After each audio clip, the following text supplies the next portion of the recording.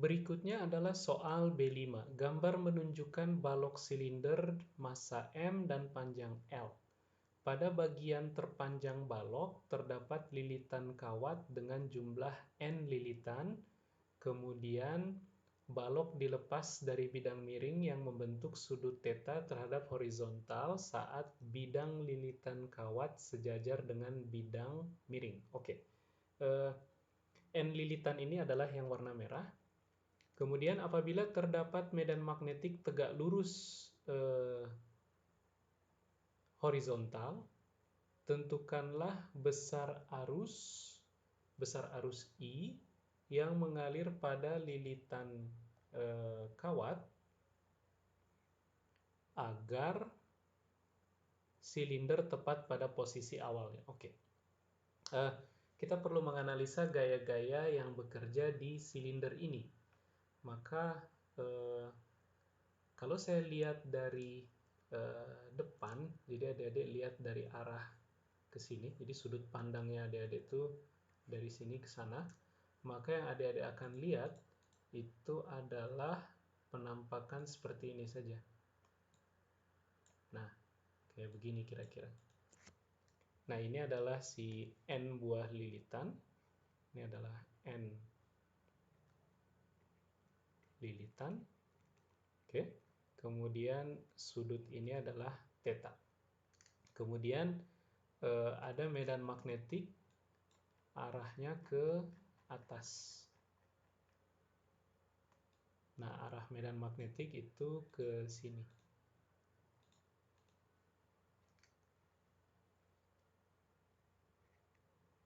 Kita gambarkan satu saja garis medan magnetiknya.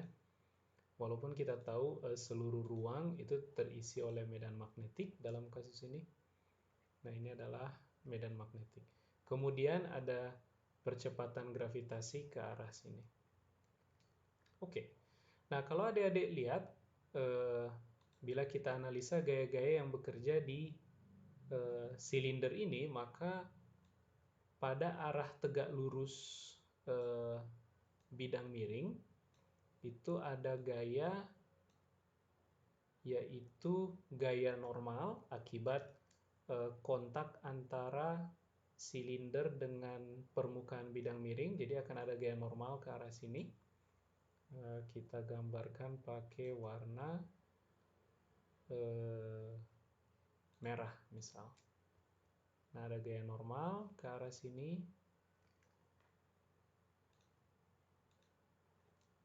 Ini adalah Fn, gaya normal.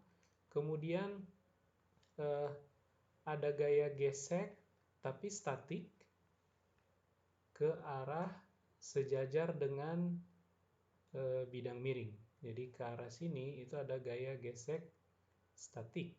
Kita pakai warna merah juga. Kenapa gaya gesek statiknya kita gambarkan ke arah sini? Karena kalau adik-adik bayangkan, bila permukaan bidang miring ini licin ya, maka silinder ini akan tergelincir saja. Tapi kalau ada koefisien gesek, maka silinder ini akan mulai menggelinding. Nah, yang membuat dia menggelinding ke arah sini, itu gara-gara ada gaya gesek ke arah menanjaki bidang miring. Nah, sehingga kita gambarkan arah gaya gesek statiknya itu ke arah sini. Ini Fs statik. Ini F statik. Oke. Nah, kemudian kawat yang dililitkan ke ke silinder ini itu dialiri oleh arus I. Nah, sementara ada medan magnetik, berarti kawat N buah lilitan ini itu akan kena gaya magnetik. Nah, tapi kalau adik-adik lihat di bagian depan itu arah arusnya menuruni bidang miring, sehingga gaya magnetik yang dialami oleh sisi depan silinder itu arahnya keluar bidang. Jadi bagian yang sisi depan ini itu akan kena gaya magnetik ke arah sini, keluar bidang. Nah, di bagian belakang, kalau kita ambil bagian belakang itu akan kena gaya magnetik ke arah sebaliknya. Kenapa? Karena di bagian belakang arah arusnya ke sini. Sehingga dia akan kena gaya magnetik ke arah belakang sana. Nah, sehingga pada arah sejajar sumbu utama silinder itu yang ini, itu resultan gaya-gayanya adalah 0. Jadi kita nggak perlu pusing dengan kedua gaya yang bekerja di depan dan di belakang ini. Oke? Karena mereka sama besar berlawanan arah, oke, di sepanjang sumbu utama dari silinder, sehingga resultan mereka berdua akan 0. Jadi tidak perlu kita khawatirkan. Nah, kemudian di kawat yang dialiri arus listrik ini, bila kita perhatikan N buah lilitan, tapi segmen yang di bagian depan silinder, bagian depan itu yang ini, di bagian depan, maka akan ada gaya magnetik itu arahnya ke sini, adik-adik. Kalau saya gambar, kita lihat, buka penggaris. Nah, arah gaya magnetiknya itu adalah ke arah sini.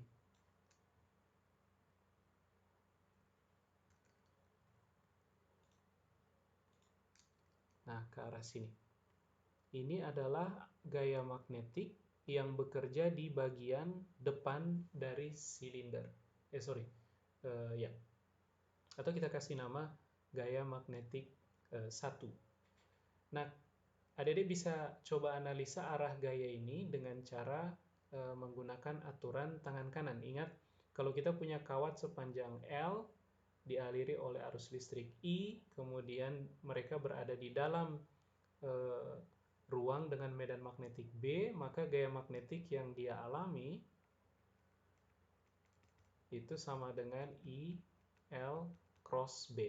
Ingat, adik-adik, vektor L ini ambil arahnya sama dengan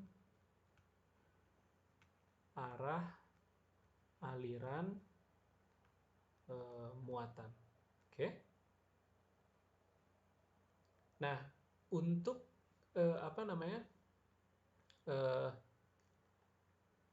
untuk segmen kawat yang di bagian sini itu arus mengalir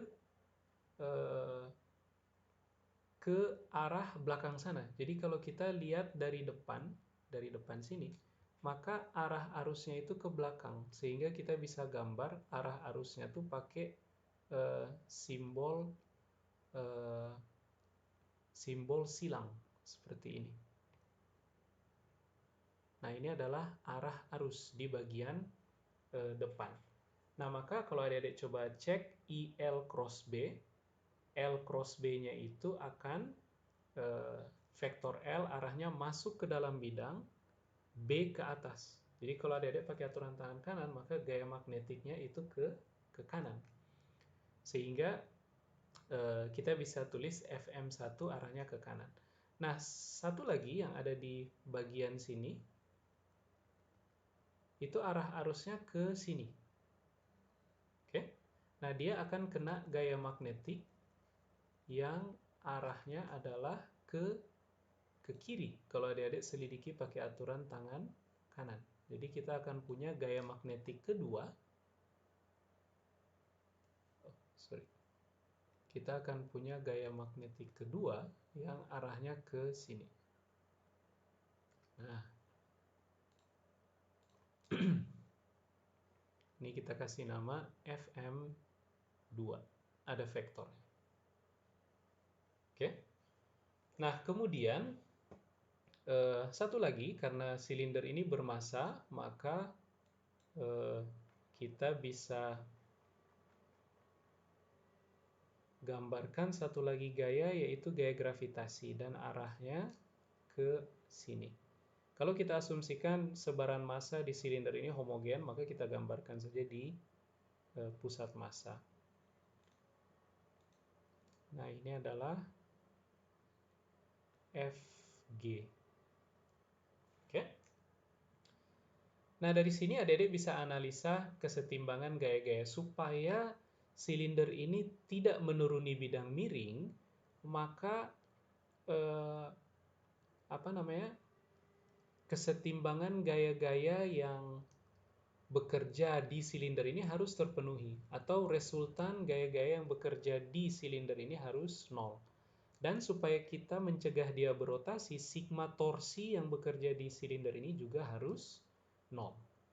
Nah, kalau kita cek, misal kita pilih pusat rotasi itu di sini, titik yang ini. Jadi titik yang ini kita pilih sebagai pusat rotasi. Jadi sumbu rotasinya masuk ke dalam bidang melalui titik ini.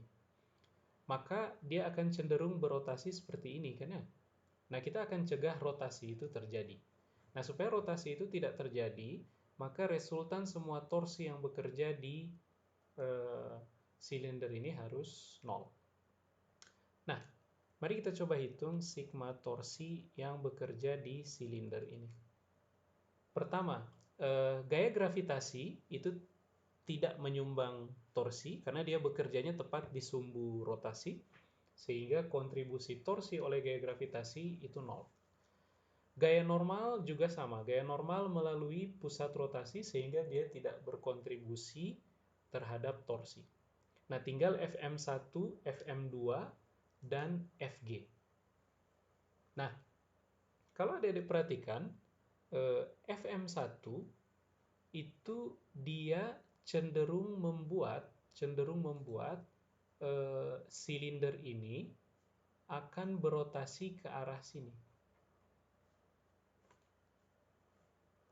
Jadi kalau saya gambar, komponen dari Fm1 yang berkontribusi terhadap torsi itu adalah komponennya yang ke arah sini.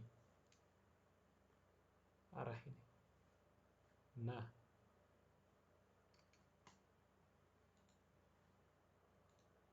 ini adalah komponen dari Fm1 yang berkontribusi terhadap torsi. Nah, komponen ini bisa kita hitung. Kalau adik-adik gunakan trigonometri, maka sudut yang ini,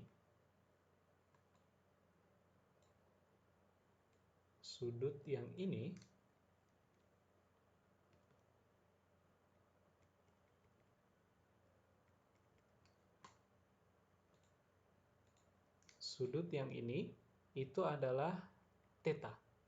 Oke? Maka sudut yang ini itu adalah pi per 2 min theta atau 90 derajat min theta. Nah, sehingga komponen yang ini, komponen yang hijau ini itu tidak lain adalah Fm1 sin theta. Oke? Fm1 sin theta. Nah, Fm1 sin theta inilah yang berkontribusi terhadap torsi yang akan dialami oleh silinder. Dan Fm1 sin theta ini akan berkontribusi pada torsi yang arahnya ke sini, berlawanan dengan arah putaran jarum jam. Oke? Nah, kita bisa pilih, kita pakai konvensi kayak begini. Pilih torsi yang menyebabkan putaran berlawanan dengan arah putaran jarum jam sebagai torsi positif. Maka kalau begitu, torsi yang pertama akibat Fm1 itu adalah positif Fm1 sin theta dikali dengan jarak Fm1 sin theta diukur dari pusat rotasi.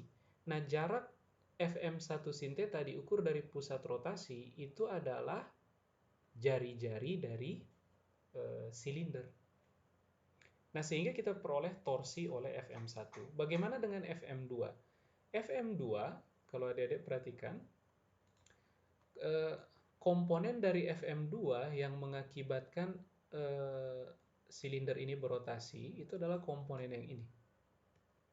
Hanya komponen yang ini saja. Nah,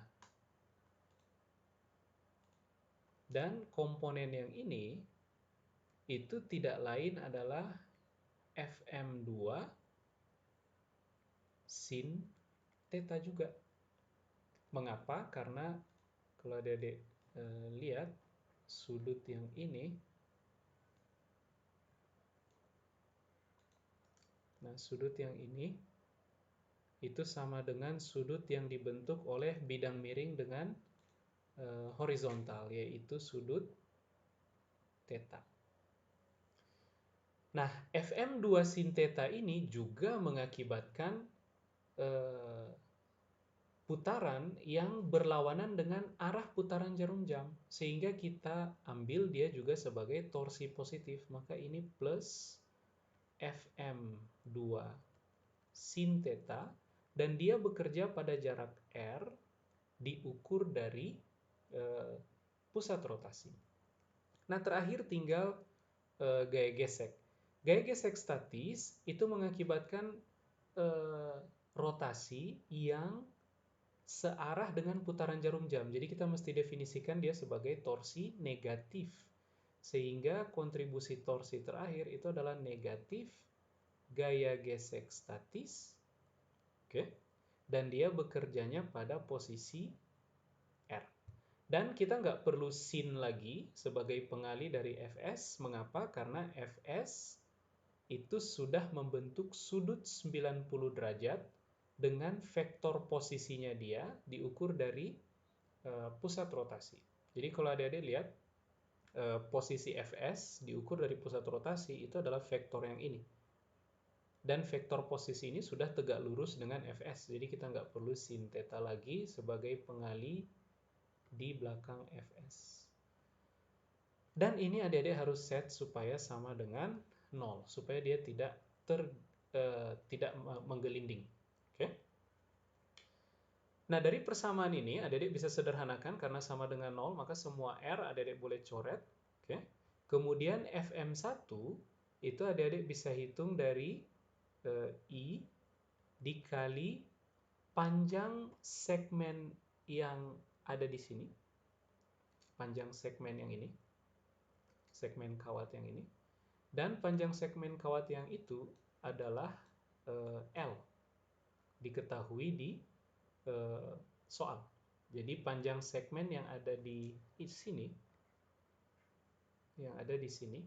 itu sama dengan panjang dari silinder, yaitu L.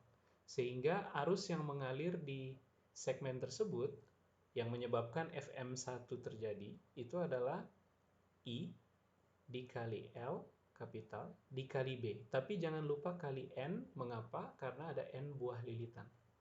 Kemudian tambah Fm2. Atau kita kali dulu dengan R.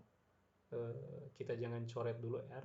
Kemudian Fm2, supaya adik-adik tidak salah kira ini sebagai kuadrat, ini saya kasih dalam kurung seperti ini. Yang di sini juga kita beri kurung seperti ini supaya adik-adik tidak kira ini dengan pangkat. Oke.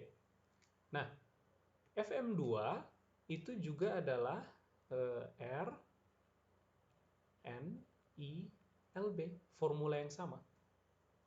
Kemudian keduanya dikali dengan sin theta. Oke. Dan ini dikurangi dengan R kali Fs. Dan ini harus sama dengan 0. Sehingga kalau kita bagi kedua ruas dengan R, maka R yang ini boleh kita coret. Nah, tapi adik-adik lihat, dari sini kita kemudian memperoleh, kalau begitu, 2NILB sin theta kurangi Fs itu sama dengan 0. Nah, tapi adik-adik lihat, di sini ada I, N diketahui, L diketahui, B diketahui, theta diketahui, tapi Fs tidak diketahui. Kenapa Fs tidak diketahui? Karena kita nggak tahu koefisien gesek. Oke? Sehingga kita masih harus melakukan satu pekerjaan lagi. Sementara ini kita simpan dulu sebagai persamaan satu. Nah, kemudian yang kedua, adik-adik lihat, supaya silinder ini tidak turun, maka semua resultan gaya yang bekerja di dia itu harus nol. Jadi tidak hanya resultan torsi, tapi resultan gaya juga harus nol. Nah, adik-adik perhatikan, karena kita ingin menentukan gaya gesek statik, maka kita butuh kesetimbangan gaya-gaya pada arah sejajar dengan bidang miring. Jadi kalau arah sejajar bidang miring adalah arah yang ini, arah miring ini, maka kita butuh kesetimbangan gaya-gaya pada arah sejajar bidang miring ini. Misalkan kita sebut ini sebagai arah X. Oke? Arah X itu adalah arah sejajar dengan menuruni bidang miring. Nah, maka sigma F pada arah X ini, jangan lupa X adalah arah menuruni bidang miring, itu bisa kita peroleh melalui, ada dilihat Fm1 itu dia punya komponen ke arah X, yaitu Fm1 cos theta. Oke? Fm1 cos theta. Ini jangan lupa dikasih kurung supaya adik-adik tidak mengira ini sebagai pangkat. Kemudian di arah berlawanan tapi masih sejajar dengan sumbu X, adik-adik punya Fm2 cos theta. Jadi ini kurang Fm2 cos theta. Kemudian ada Fs, negatif Fs. Kemudian ada satu lagi gaya, yaitu komponen X dari Fg. Komponen X dari Fg bisa kita tentukan dengan memperhatikan bahwa ini adalah sudut theta juga. Sehingga ini adik-adik tambahkan dengan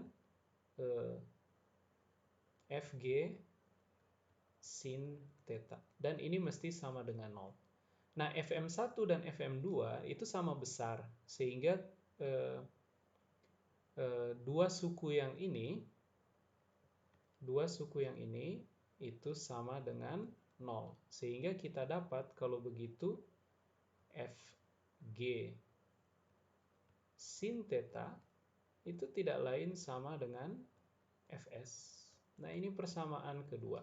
Nah, kalau adik-adik substitusi persamaan 2 ke persamaan 1, maka adik-adik akan dapat, ini saya naikin dikit ke arah ke sini. Nah, kalau adik-adik substitusi persamaan 2 ke persamaan 1, maka adik-adik peroleh dengan demikian 2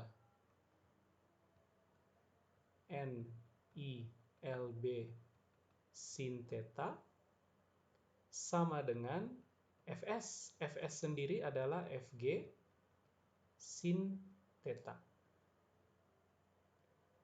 Nah, Fg adik-adik bisa ganti dengan massa dikali percepatan gravitasi, M dikali G. Nah, sehingga dari sini adik-adik peroleh dengan demikian, dari sini kita peroleh kalau begitu I itu sama dengan sin theta, bisa kita coret, adik-adik peroleh Mg per 2N L dikali B. Nah, ini adalah arus yang harus mengalir pada N buah lilitan supaya silinder ini tidak bergerak.